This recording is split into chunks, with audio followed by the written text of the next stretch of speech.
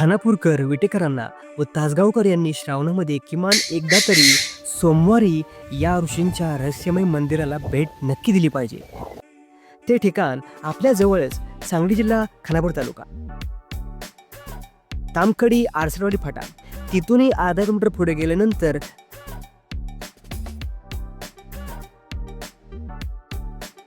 डावीकडे वळून कच्च्या रस्त्याने आत जायचे आहे. लाल माती, हिरवी शेती, त्यातली ही पाऊलवाट शेवटपर्यंत नाही सोडायची. गाडी या ठिकाणी लावा आणि आता चाला. तो मोठा वृक्ष दिसत आहे तेच आहे हिमालयातील ऋषींचे रहस्यमय अगस्त्य ऋषी मंदिर. हिमालय पर्वत सोडला तर अगस्त्य ऋषींचे दुसरे मंदिर कुठेही नाही. एक मंदिर इथे खानापुरात व एक मंदिर हिमालयात आहे. या ऋषींना ब्रह्मदेवांचे पुत्र देखील म्हटले जाते. हे मंदिर आपल्या खानापूर तालुक्यात आहे. जवळ जाऊन पाहूया. हे मंदिर संपूर्णपणे एका झाडाच्या बुंध्यामध्ये आहे. पहा, या झाडानं संपूर्ण मंदिर आपल्या कवेत घेतले असं म्हणायला काही हरकत नाही. अगस्त्य ऋषींनी विंध्याचल पर्वतापासून दक्षिण भारताकडे जाण्याचा मार्ग बनवला.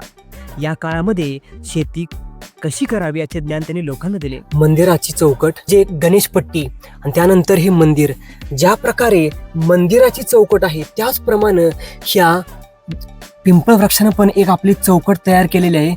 इथं पहा, कुठेही असं मुळी तोडली किंवा झाड तोडून चौकट केले किंवा आत अंतर केले असं नाही. आणि हे आहे अगस्त्य ऋषींचं पूजास्थान, म्हणजे ह्याला म्हणतात तांदळा म्हणतात याला.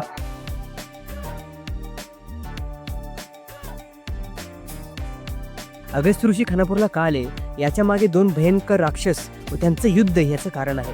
आणि त्या राक्षसांना त्यांनी सातपुडा सह्याद्री पर्वत केले.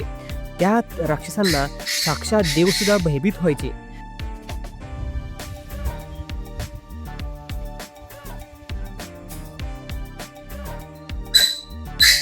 आणि अगस्त्य ऋषी इथेच का राहिले याबद्दल सविस्तर जाणून घेण्यासाठी यूट्यूब लिंक बायोमध्ये आहे. अगस्त्य ऋषी 4000 वर्ष जगले असं म्हणतात. त्यांनी यज्ञशास्त्र, ज्योतिषशास्त्र, रत्नशास्त्र, वैद्यशास्त्र व आज आपण शेती करतोय त्यांच्यामुळेच.